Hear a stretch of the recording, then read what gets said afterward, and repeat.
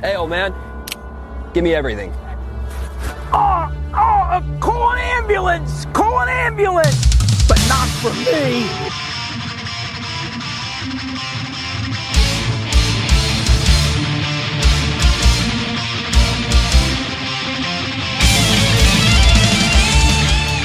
The Chieftain family is a group of 3 British Rank 6 heavy tanks, and 1 Zork mounted on its hull, ranging from BR8 to 9.0, and all of them are dismissed by idiots who don't know how to play them properly. The Chieftain began life as the FV4-202, and following its apparent success, the War Office got a hard-on for a tank that could actually deal with the IS-4. Late developments with Israel partially led to the murk of the series, and the Chiefy boy found a home in the Middle East with many Arab nations and Iran before their significant emotional event, as well as in the British Army, where it was finally replaced in 1995 by the Challenger. Unfortunately, it was built by fucking Leyland, who literally anyone over the age of 40 knows as the ones who built crap cars, and got bailed out for decades. And this quality British workmanship translated over to the Chieftain with its infamous engine reliability, or rather lack thereof. Today I will discuss mostly the Chieftain Mark III and 10s and the Marksman when necessary, as the Mark V can go suck its higher BR4 slightly more engine powered dick. The Chieftains are powered by a Leyland L60 engine with a maximum power of around 750 horsepower in the later variants, and just like real life, its multi-fuel capabilities are fucking useless. Fortunately, while it doesn't have the 90% breakdown rate, it does have the crap power to weight ratio. So much like the British rail network, it takes a fucking while to get anywhere. Fortunately, as you are a stately gentleman, you don't need to be some yobbo like tankers. You were not built for this, and anyone trying to play you like a leopard should be sent to the Tower of London. Like many NATO tanks, it was built to sit behind hills and raid hordes of Soviet tanks before they could raid civilians, and this will be discussed later. But first we need to discuss the armor. On paper it's crap, with around 70 to 110mm on the hull, and 130 on the turret, but this doesn't tell the full story. The Brits found their smallest and laziest driver asleep, and made him recline in the tank, meaning that the hull could be much lower and the armor angle, meaning your upper plate has an effective 250mm and the turret has around the same, with tougher spots as angles increase. Furthermore, in the true tea drinking spirit, the Mark 10 has the Steel Brew composite pack in the turret, meaning you have over 430mm of protection for your crew of bad mantings.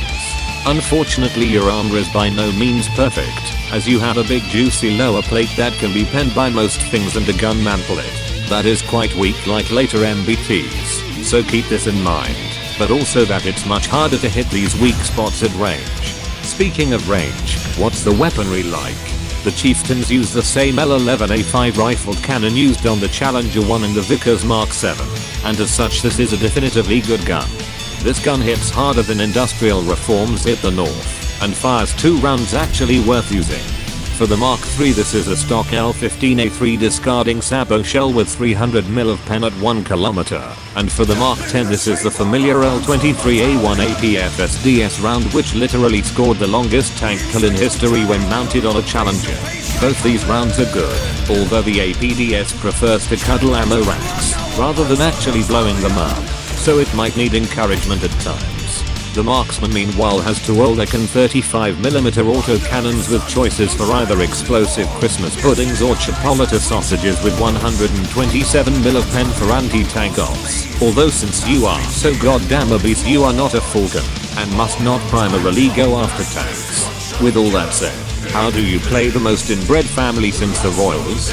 To start, load 22-30 rounds of the best sausage available and once again tell Hesh to mostly fuck off. As said before, you are a NATO MBT with British characteristics, so you are basically the anti-Leopard.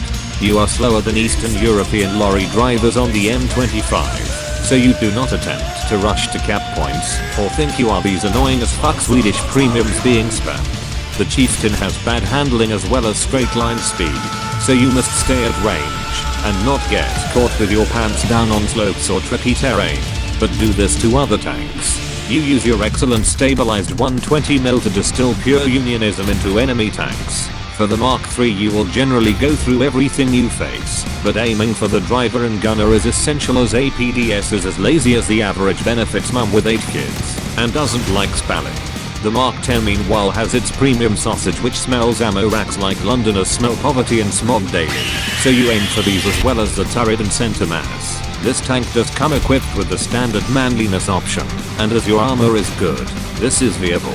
However, it's not invincible, and has weak spots to be abused, and it's more of a crutch to fall back on if you have gun dysfunction, so do not be an idiot.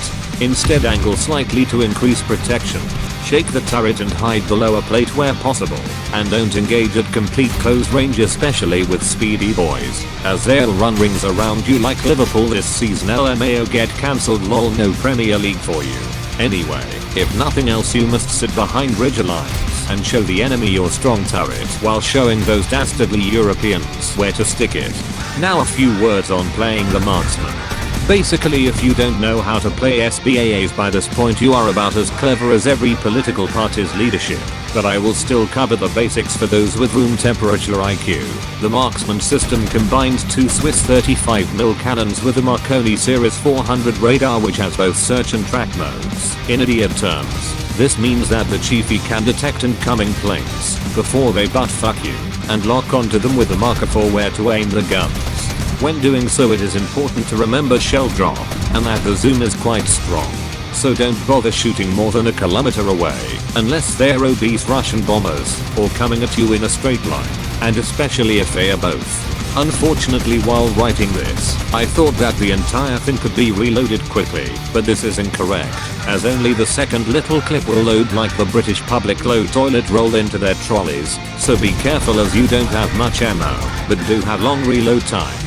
Remember to stay in a relatively open spot with cover, so your radar can help you, and so you can hide from literally everything on the enemy team.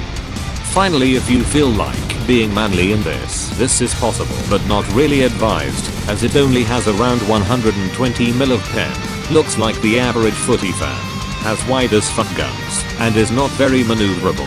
If you really insist, aim for side armor on MBTs, and fuck them up, but don't come crying back to me if it doesn't work. Now you hopefully won't die immediately. What upgrades do you choose? For both tanks, first take mental health counseling to help with the stock grind, followed by parts and FPE, because Leyland are too busy destroying the entire British car industry. For the Mark 3, take adjustment of fire to U-turn faster than British colonial policy after the war, followed by lowering the tobacco tax, sick night sights bruv and elevation mechanism to salute Her Majesty, and finally the laser rangefinder to hit stuff better than the L85 ever could. Since Gaijin is mentally challenged, you will have a different order for the Mark 10, namely going for night vision still without thermals to make you regret going up the British tree. Then a trip to your local butchers and the vape shop, once again followed by recruiting a 15-year-old with a laser pen.